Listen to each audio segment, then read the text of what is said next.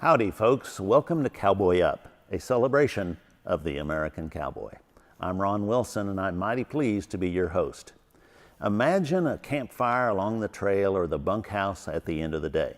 When cowboys started swapping stories and singing songs, they would want to bring out their best. Today, we're bringing out our best to celebrate the American cowboy with cowboy poetry and music from some of the finest Western entertainers anywhere. Today's show features Dodge City Marshal Alan Bailey, cowboy poets Tim Kaine and C.W. Harris, history with Jim Gray, and music by Three Trails West. So we invite you to saddle up and enjoy the ride.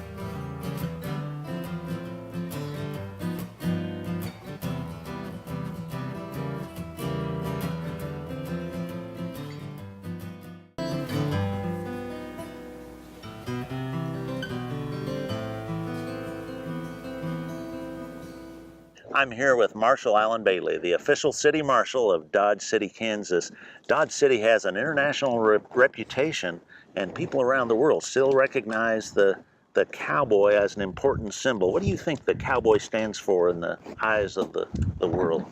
You know, I think that the cowboy stands for clean, cut, honest, true, down to the earth, hardworking individual, somebody that you can know, trust, and want for a friend. And you represent the cowboy very well. You're a very talented musician, been performing for a lot of years. One of your really pretty songs is about the Pawnee River. Tell us about the inspiration for that. How'd that come about? Well, there was just something about that area out in there where the Pawnee River is, and the land out there around that river has never been farmed. You know what I mean? Back away from the river.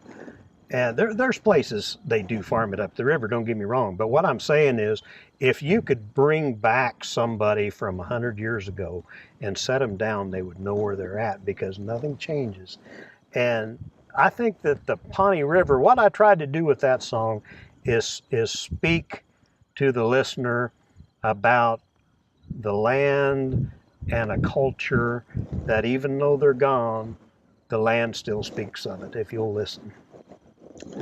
Here's a beautiful number, an original song prepared and presented by Marshal Alan Bailey. Here's Where the Pawnee River Flows. Out in western Kansas, there's a little river that at one time was a really big river. It's now more of a creek than anything else. It starts in northern Gray County and wends its way off towards Larned, Kansas. It's called the Pawnee River. And this song is a song of the Old West set along the banks of the Pawnee River. A little tune I wrote that I hope you enjoy. It goes something like this.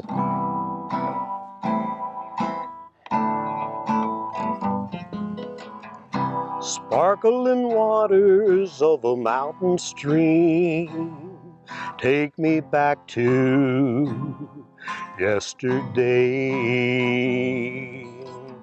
back to a time when I was young and free, back before my hair was gray. I still remember how the West was then, but now I'm growing old.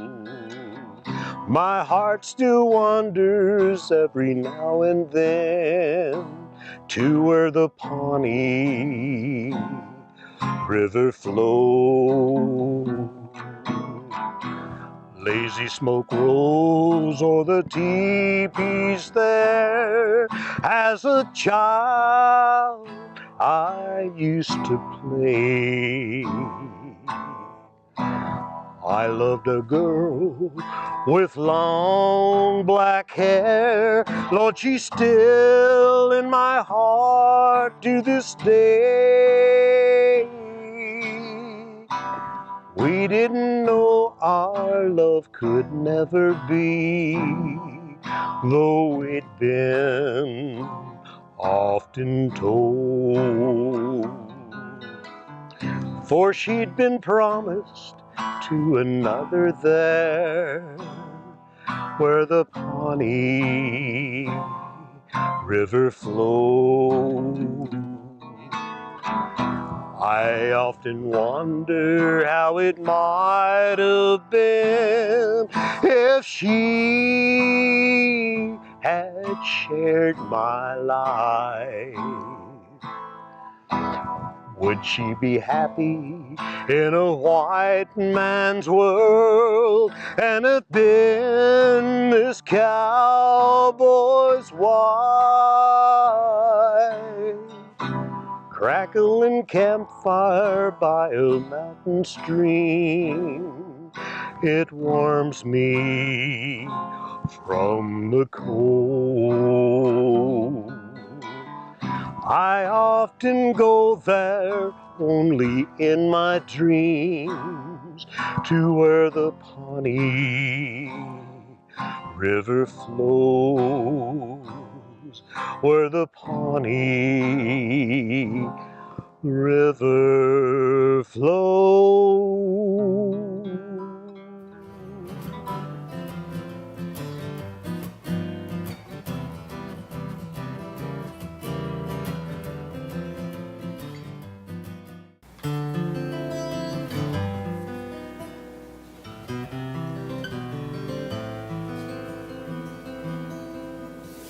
We're off. Okay.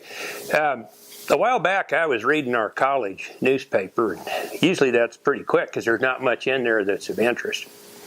But this day, I come across a story that caught my attention, and it was a story about a newfangled device that's meant to simplify bovine management.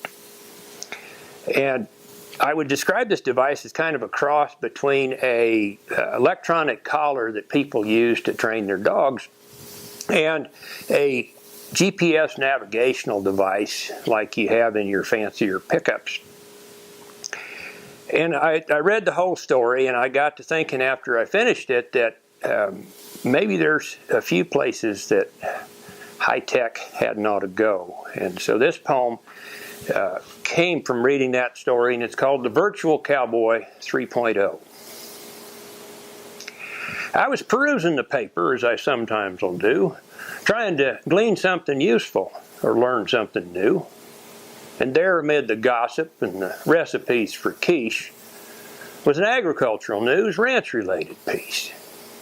Now, to find such an article was such a pleasant surprise that I moistened my lips and squinted both eyes. The story told of a newfangled device meant to simplify and improve the old cowpoke's life.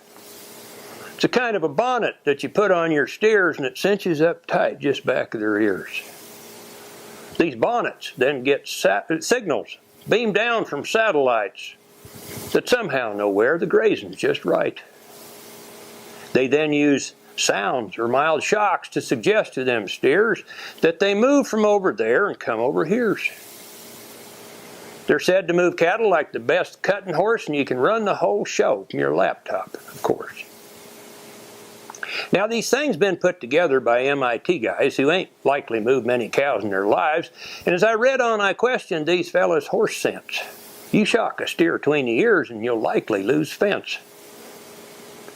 These hats run about $2,000 per steer, and how you change batteries ain't all that clear. 30 years they've been developing this newfangled toy, but they say we're now close to the virtual cowboy. Well, despite skepticism regarding these bonnets, I linked up to their website just to see what was on it. Testimonials from young ranchers in a cute video proclaimed these new cow hats as the modern way to go. Well, I almost fell prey to their marketing plan as I dreamt of becoming the virtual cowhand. I had 12 bonnets in my shopping cart, but decided I'd wait until I figure out how to make a cow latch a gate.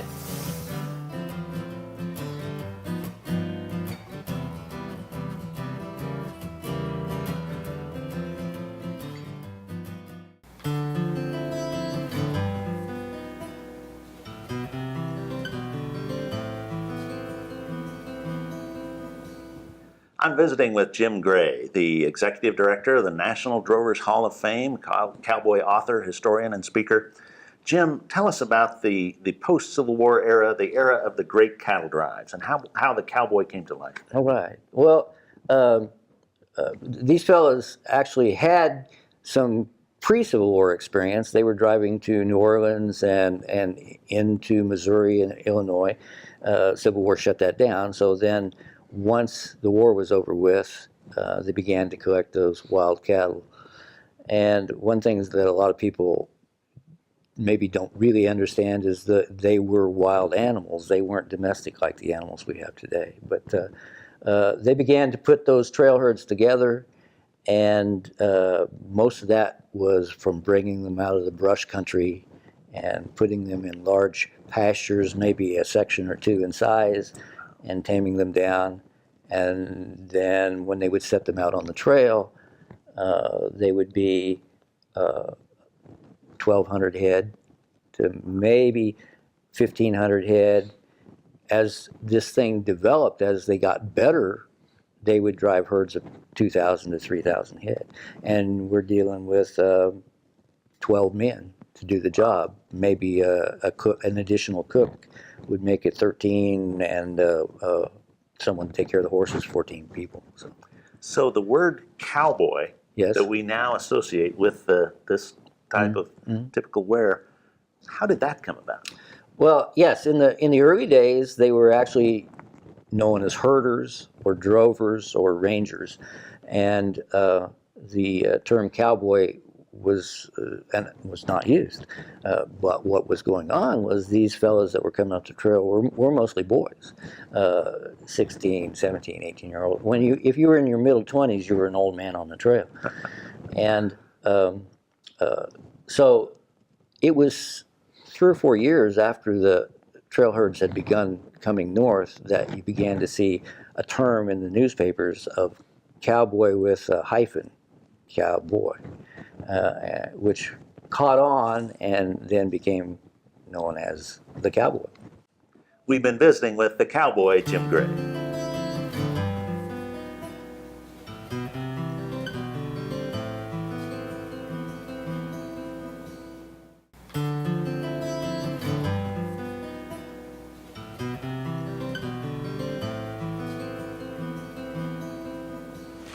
You know, I think every cowboy poet has a poem about their favorite horse, a horse that they grew up with, and that's what this poem here is about. It's called Riding Star. Well, he was my Gramps' favorite mount. Bought a little later in his years, a thick, ruggedly built gelding, strawberry roan from his tail to the tips of his ears. Well, he had a diamond-shaped white spot in the middle of his forehead, which made naming him Star so easy it didn't even need said. Well, we kept him in a 5-acre patch, and catching him was always an event. Well, it would take at least 3+ laps around that pen before Star would relent. Now, to say that he was cantankerous is a grossly misleading fact. And if you were looking for a pleasure ride, his dislike for this was no act. Well, once he was bridled and saddled with all the appropriate tact, would still take several more small circles before you were allowed to top his back. But once on board, you best be ready, because he moved at a hurried rate. Well, you could really eat up the ground once old Star found his gait. Well, he was always on the look for cows, and if there were none shortly found, he'd decide that his day was over, and you'd find yourself on the ground. Well, when asked by folks who didn't know, well, why not just hook him to a plow? Our answer was always concise. You've never seen a Star work a cow. A more singularly focused horse I've never before seen, and his disdain for the bovine was focused and utterly obscene. Well, once at work, there was no cow pony that could even compare. Well, he moved with lightning quickness. Truth is, he didn't even need you there. You were really just along for the ride, a witness to the embarrassment of a cow. And some memories of some great rides flood my mind even now.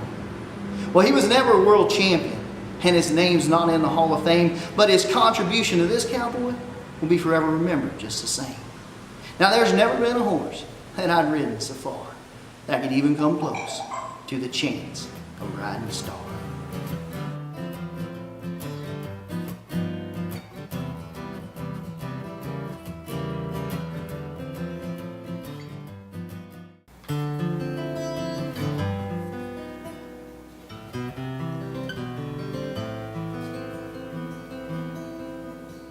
I'm here with Leo Iltz, one of the founders of Three Trails West.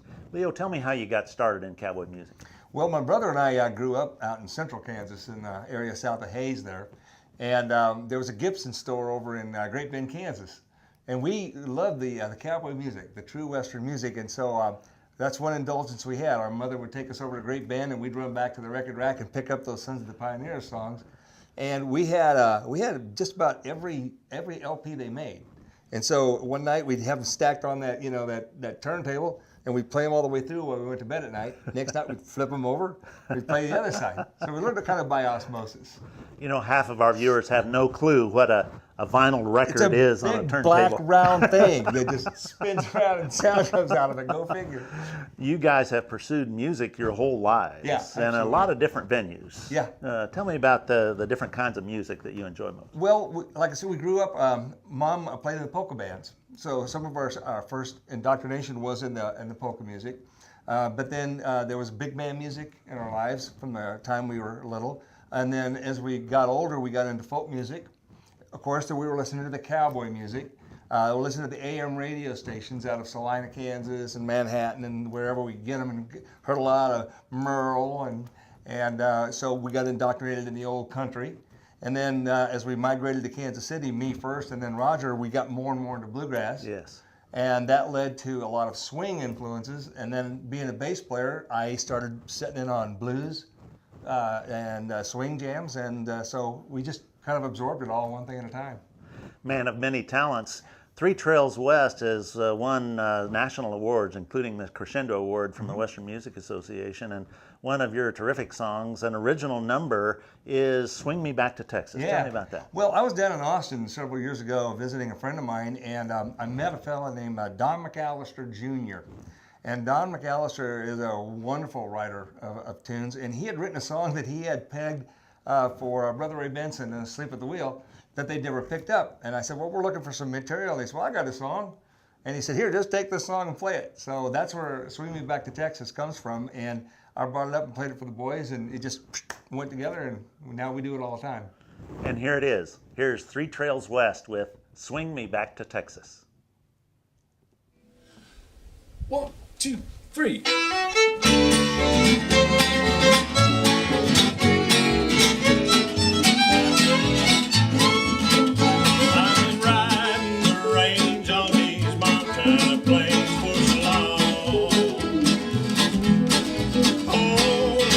Lonesome